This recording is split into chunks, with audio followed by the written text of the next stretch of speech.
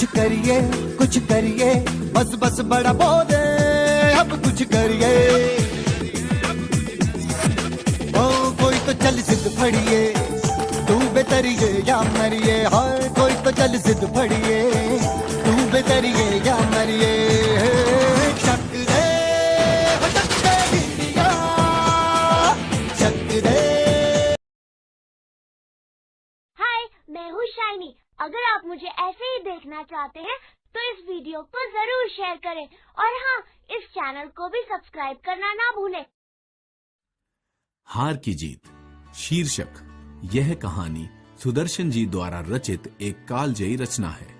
आइए इस कहानी को ध्यानपूर्वक सुनें और इसके मूल भाव को समझने का प्रयास करें। मां को अपने बेटे और किसान को अपने लहलहाते खेत देखकर जो आनंद आता है, वही आनंद बाबा भारती को अपना घोड़ा देखकर आता था। भगवत भजन से जो समय बचता वह घोड़े की भेंट हो जाता। वह घोड़ा बड़ा सुंदर और बलवान था। उसके जैसा घोड़ा सारे इलाके में न था। बाबा भारती उसे सुल्तान कहकर पुकारते। अपने हाथ से उसे साफ करते, खुद दाना खिलाते और उसे देख देख कर प्रसन्न होते थे। उन्होंने रुपया, माल, सामान, जमीन आदि अपना सब कुछ छोड़ दिया था। यहां तक कि उन्हें नगर के जीवन से भी घृणा थी। अब वे गांव के बाहर एक छोटे से मंदिर में रहते और भगवान का भजन करते थे। मैं सुल्तान के बिना नहीं रह सकूंगा, उन्हें ऐसा लगने लगा था। वे उसकी चाल पर लट्टू थे। कहते, ऐसे चलता है जैसे मोर घटा को देखकर नाच रहा हो।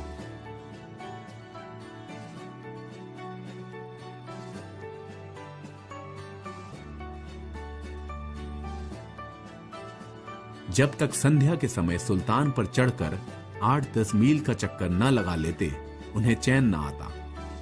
खड़क सिंह उस इलाके का कुख्यात डाकू था। लोग उसका नाम सुनकर कांपते थे।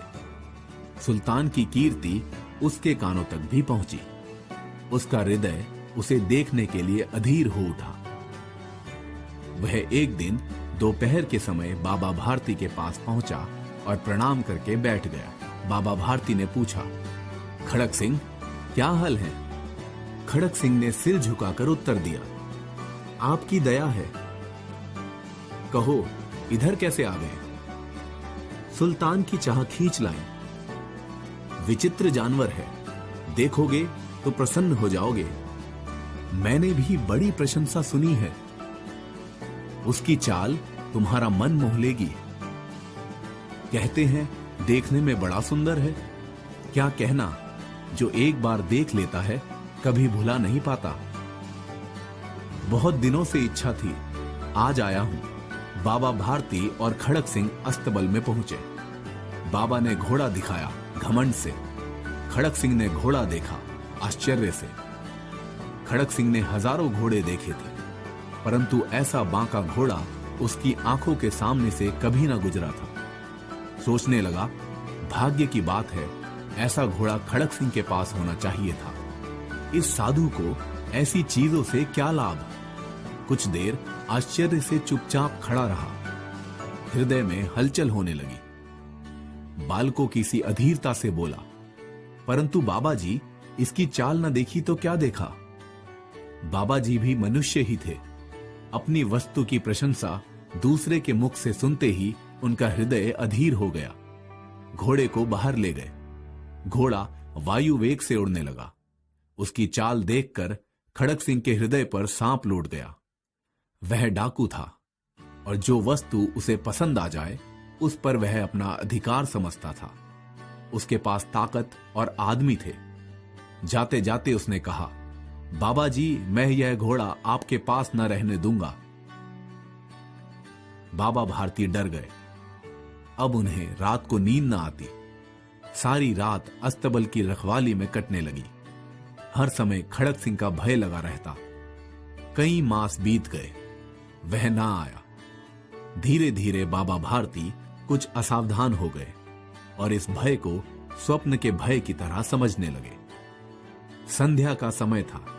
बाबा भारती सुल्तान की पीठ पर सवार होकर उसे टहलाने ले जा रहे थे। उस समय उनकी आंखों में चमक थी, मुख पर प्रसन्नता। कभी घोड़े के शरीर को देखते, कभी उसके रंग को, और मन में फूले न समाते थे। अचानक एक ओर से आवाज आई, ओ बाबा, इस कंगले की सुनते जाना। आवाज में करुणा थी। बाबा ने घोड़ा रोक लिया। देखा एक अपाहिज व्यक्ति वृक्ष की छाया में पड़ा कराह रहा है। पूछा, कहो तुम्हें क्या कष्ट है? अपाहिज ने हाथ जोड़कर कहा, बाबा मैं दुखिया हूं, मुझ पर दया करो। रामावाला यहां से 3 मील है, मुझे वहां जाना है। घोड़े पर चढ़ा लो, परमात्मा तुम्हारा भला करेगा। वहां तुम्हारा कौन है? दुर्गा दत्त वैद्य का नाम तो आपने सुना होगा, मैं उनका सौतेला भाई हूं। बाबा भारती ने घोड़े से उतरकर अपाहिज को घोड़े पर सवार किया और स्वयं उसकी लगाम पकड़कर धीरे धीरे चलने लगे।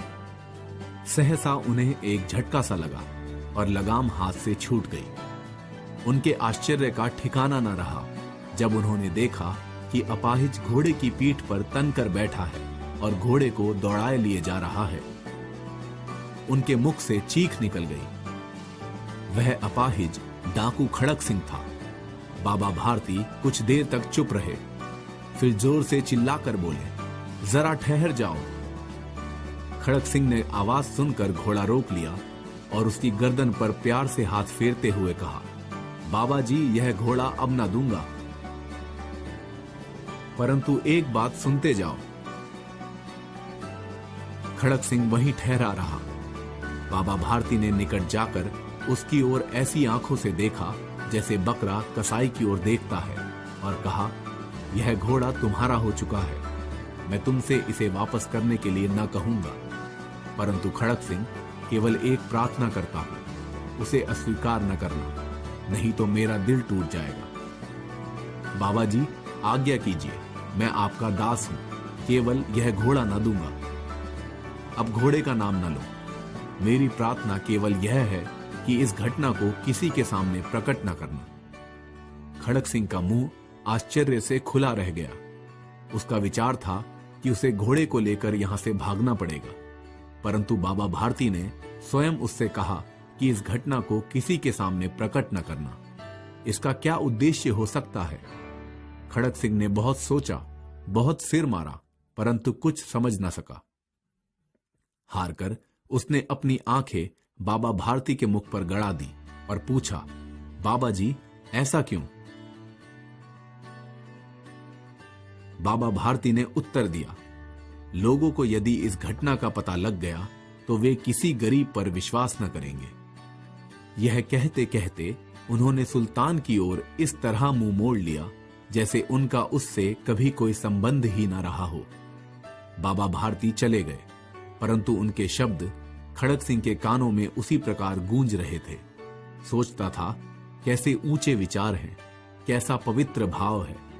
उन्हें इस घोड़े से प्रेम था। इसे देखकर उनका मुख फूल की तरह खिल जाता था।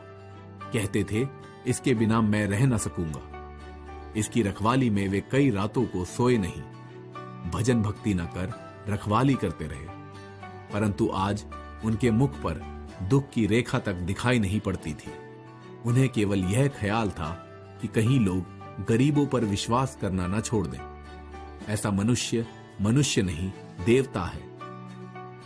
रात्रि के अंधकार में खड़क सिंह बाबा भारती के मंदिर में पहुंचा। चारों ओर सन्नाटा था। आकाश में तारे टिमटिमा रहे थे। थोड़ी दूरी पर गांव के कुत्ते भौंक रहे थे। मंदिर के अंदर कोई शब्द सुनाई न देता था। खड़क सिंह सुल्तान की लगाम पकड़े हुए धीरे धीरे अस्तबल के फाटक पर पहुंचा। फाटक खुला पड़ा था। किसी समय वहां बाबा भारती स्वयं लाठी लेकर पहरा देते थे, परंतु आज उन्हें किसी चोरी, किसी डाके का भय न था।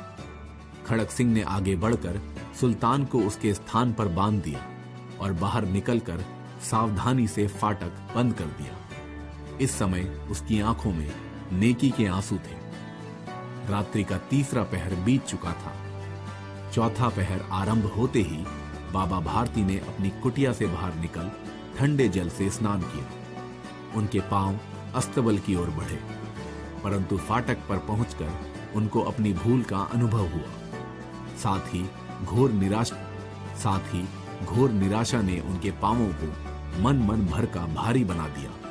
वे वहीं रुक गए। घोड़े ने अपने स्वामी के पांवों की चाप को पहचान लिया और जोर से हिनहिनाया। बाबा भारती आश्चर्य और प्रसन्नता से दौड़ते हुए अस्तबल में घुसे और अपने प्यारे घोड़े के गले से लिपटकर इस प्रकार रोने लगे मानो कोई पिता बहुत दिनों से बिछड़े हुए पुत्र से मिल रहा हो। बार बार उसकी पीठ पर हाथ फेरते, बार बार उसके मुंह पर थपकियां देते। फिर वे संतोष से बोले, अब कोई गरीबों की सहायता से मुंह न मोड़ेगा।